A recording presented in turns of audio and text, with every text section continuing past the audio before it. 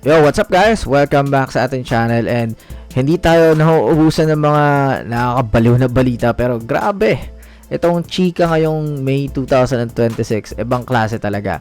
Kumakalat ngayon ng ulat mula sa veteran NBA insider na si Brandon Robinson ng ang Washington Wizards daw ay quietly emerging bilang potential landing spot para kay LeBron James ngayong offseason. Pinost din to ng Basketball Forever sa kanilang page. Yes, tama yung narinig nyo.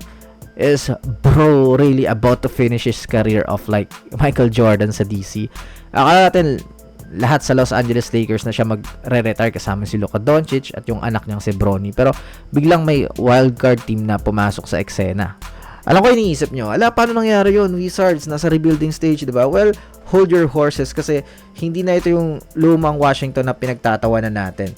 If you haven't been paying attention, andun na si Anthony Davis at Trae Young. Imagine, ang daming asset ng team na ito ngayon. At ayon sa mga reports, sobrang vocal daw ni Trae Young behind closed doors para kumbinsin si AD na wag umalis at mag-commit long term sa franchise. At ano ang pinakamalupit na pain para mapapirma si AD at tuluyang sumabog ang Eastern Conference? Syempre ang pagkuha sa kanyang matalik na kaibigan at dating kakampi na si King James.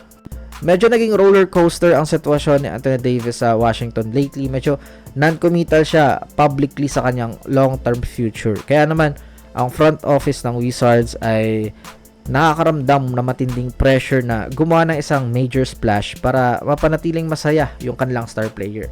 Dito pumapasok ang master plan. A massive reunion ng legendary duo na nagbigay ng kampiyonato sa Lakers noong 2020 bubble. We all know how close LeBron and AD are. At kung makikita ni Bron na may chance silang mag-dominate ulit, hinding-hindi niya yan dededmahin. Huwag din natin kalimutan ang roster depth ng Washington Wizards ngayon. Kahit si LeBron mismo nagpahayag ng paghanga sa koponan na ito kamakailan lang sa sariling podcast. Sabi niya, I love the young kid from France, yun nga si Sar, great touch and great feel for the game. Pinuri niya rin si Keyshawn George at ang rookie na si Trey Johnson. Sabi pa nga ni Bron, for the first time in a few years, we can finally say that Washington has some real pieces. Ngayon, subukan natin i-project yung kanilang potential starting lineup kung talagang matuloy itong free agency madness. At ipagpalagay natin na fully healthy silang lahat. Plus, holding the number 1 overall pick kung saan ang frontrunner ay walang iba kundi si AJ DeBanza. So, first 5 ng Washington sa point guard position, handles at playmaking by Trae Young. Sa shooting guard naman, ang explosive rookie na si AJ DeBanza. The small forward, ang 41-year-old at incoming year 24 veteran LeBron James. Sa power forward, ang defensive monster na si Alex Sarr. At ang center ay walang iba kundi si Anthony Davis. Panalong-panalo ang lineup na yan on paper. Sa nakaraang postseason run ng Lakers, napatunayan natin na kahit elite contributor pa rin si LeBron sa edad na 41, hindi niya na kayang mag-single-handedly carry ng isang buong team papunta sa finals. Lawang lang sapat na tulong. He finished the season averaging solid numbers pa rin.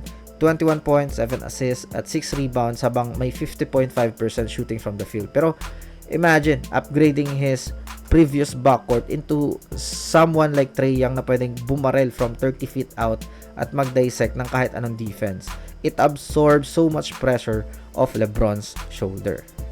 Pero syempre, bago tayo masyadong ma-hype, mag-reality check muna tayo. Gaano ba talaga ito ka-feasible? Sa totoo lang, most signs still point to LeBron staying in California. Mas gusto niya makasama yung kanyang pamilya. At contract-wise, may 2 seasons pa ang anak niya na si Bronny sa Lakers. At huwag natin kalimutan, andun din si Luka Doncic sa LA na nagpapanatili sa Lakers bilang isang legit championship contender. Kaya kung mag-rebuild o magsiset up man ng bago ang Lakers para maging contender ulit next season, baka mas piliin pa rin ni LeBron na mag-stay put sa Lakers. Pero alam nyo naman sa NBA where amazing happens at everything is unpredictable. Kung sakaling magdesisyon nga si LeBron na iwanan ng Los Angeles para lumipat sa Eastern Conference at magsuot ng Wizards jersey, it would be a storybook ending for his historic career. Kakantahin ng buong mundo ang parallelism nila ni Michael Jordan at nag-retire din habang suot ang kulay Washington. Para sa mga DC fans, this is no longer just a pipe dream. Masyadong malakas ang hatak ni AD. Masyadong mapilit si Trae Young. At may cap space at assets ang Wizards para gawing possible ang impossible. Pero kayo ba, ano sa tingin nyo? Bagay kaya sa LeBron James pupuntang Washington Wizards? Kasi yung problema nga sa Lakers is yung contract. Kapag malaki pa rin yung asking niya, edi may hirapan yung Lakers na maghanap ng ibang players. So, ano yung take nyo dito? Let me know all your thoughts in the comment section below. I will now step back.